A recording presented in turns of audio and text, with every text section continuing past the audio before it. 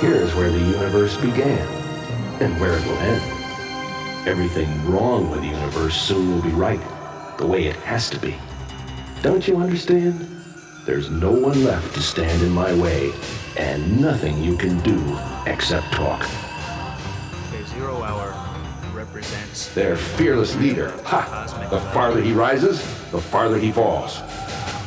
And 0 hour is basically the superhero version of putting everything in its place. My enemy's friend is still my enemy. For the last 10 or 12 years, we've had glitches in time, anomalies in time, bleeding over into the DC universe. As this happens, time gets more and more chaotic, the universe becomes more and more afraid, and the space-time continuum starts to fall apart. Time is in desperate need of being cleaned up, and only the DC heroes can make that difference. I will reorder the universe, and you will not stop me. One of the things about 0 Hour and 0 Month is that it's sort of a generational saga in a way. We introduce a brand new set of characters to the DC universe, characters like Impulse and Damage and Anima. Right after 0 Hour ends, we start publishing a month of number 0 issues, which we're calling 0 Month. And that is a place for you to see and experience, along with the heroes, their beginnings, their current status quo, any changes that are happening. You're going to get the iconic images. You're going to get Superman's planet exploding. You're going to get him dealing with his high school sweethearts and his current nemesis. The same day that Superman's rocket arrived here, this individual was born. It's a story about a kid by the name of Kenny Braverman, who was Clark Kent's best friend all through school. He is also somebody who hasn't been raised by Ma and Pa Kent. At the same time in Metropolis, when they happen to be working around the Superman statue, they find that once used to be Superman's tomb, and it still is, because Superman's body is still buried underneath the statue. In all the other books, you're going to see the moment that makes the character who he is, what he is, that dictates to him why he acts. And there's no more important scene for any character in all of literature than the moment that he decides to do what he does, or the moment he decides to keep doing what he's doing. I remember you. 0 Hour is the best opportunity since May of 1939 to join the Batman saga. Everything that you need to know, you'll find out if you read the 0 issues of the Batman titles. And for readers who have been with us for years and think they know everything about Batman's backstory, well, let's put it like this. There were 1 or 2 things we forgot to tell you up till now. Ha!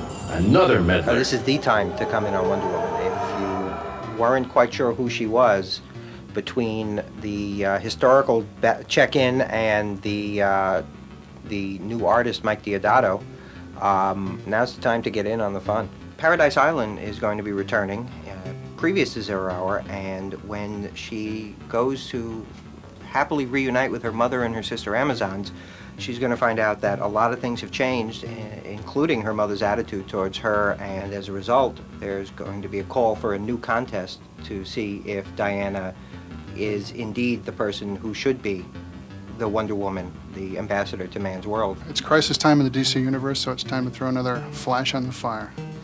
It looks as though he doesn't survive. We introduce a character named Impulse, who is essentially, at least at the outset, a protege for Flash, a teenager who moves at roughly the same speed. Maybe he may even be faster. And he may have to be. The 0 issue of Green Arrow is a superb opportunity for someone who's maybe heard of the character but never read it to pick it up. It'll give you everything you need to know about Green Arrow, as well as a completely fresh new take on it. The character's been stripped away to nothing, and here we get to see him sort of rebuilding himself, figuring out what it means to be Green Arrow, what it means to be a hero. Take my advice for a change. Don't get involved in this. Robin has learned that awful adult lesson that you can't ever completely trust anyone. Wishes that were not true, but it is. He also has problems with his own father. Jack Drake, Robin's father, has made a recovery from his own injuries, is therefore more able to monitor his son's activities. That makes it very difficult for Tim Drake to continue his Robin activities without blowing off his secret identity. This should be interesting. In 0 Hour and in the 0 Hour issues afterwards, the new Green Lantern, Kyle Rayner, is going to have it out with the old Green Lantern, Hal Jordan. Whoever has the ring at the end of Green Lantern issue 0 is going to be Green Lantern for the foreseeable future.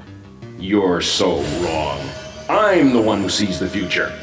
In 0 Hour, the League is certainly a major player, a group of major players, let us say. The Justice League America, however, reforms in 0 Month. Don't you see it doesn't matter? Nothing can stand in my way. It's a month where we show people that anything can happen in the DC universe and will, and that the future is different and exciting. The 0 Month is an incredibly good time to pick up on Hawkman. Since he has such a long history, the 0 issue allows new readers to come in and pick up not only on a new era in Hawkman, but on one where we're pretty much starting from scratch. The New Titans are DC's newest group of orphaned characters. They all come from backgrounds where they don't necessarily have a home, family, friends. They're a bit alienated. They're a bit left out, and they banded together under the operation of Checkmate, which is a government organization within the DC universe. Well, the Dark Stars is a intergalactic police force that's been around for quite a while. But as a result of what's happened to the Green Lantern Corps, with Hal Jordan destroying his former colleagues in the Green Lantern Corps, the Dark Stars find themselves left as the only cops in the galaxy. This one thinks he has something new. Ha! Tell me something I don't know. So the role of Starman has to pass on to Jack Knight, who doesn't want the role. He's not a spandex kind of guy. He loves nostalgia. He deals in a shop that handles items of nostalgia and popular culture. So he bases his whole outfit, his whole style of doing things on what he knows. He may have to be Starman. He's still looking into that, but he's definitely going to be Starman on his own terms. Primal Force will always be there to battle the dark forces that have come out of hiding, so to speak, coming out of the dark corners of the DC universe to plague it once again. Because Superboy is young, he doesn't always play by the rules. He doesn't always think before he acts. Superboy's more inclined to just, take action and worry about the consequences later. The Ray has the absolutely unlimited ability to absorb all solar radiant energy and then play it out. Power blasts, super, solar flares. He can manipulate light and make light constructs to look like anything he wants to, so he can fool the villain by casting a light illusion, if you will, or change his appearance briefly, if that will suit. The most powerful being in the DC universe, who happens to be a fairly normal kid who's just trying to figure out not how to save the world, but maybe get a date or keep his job down at Clucky Chicken. The outsiders feel that certain laws can be broken if it's for a greater good. This is basically a bad-good team, not an anti-hero team, but a team that feels like they can go beyond the law.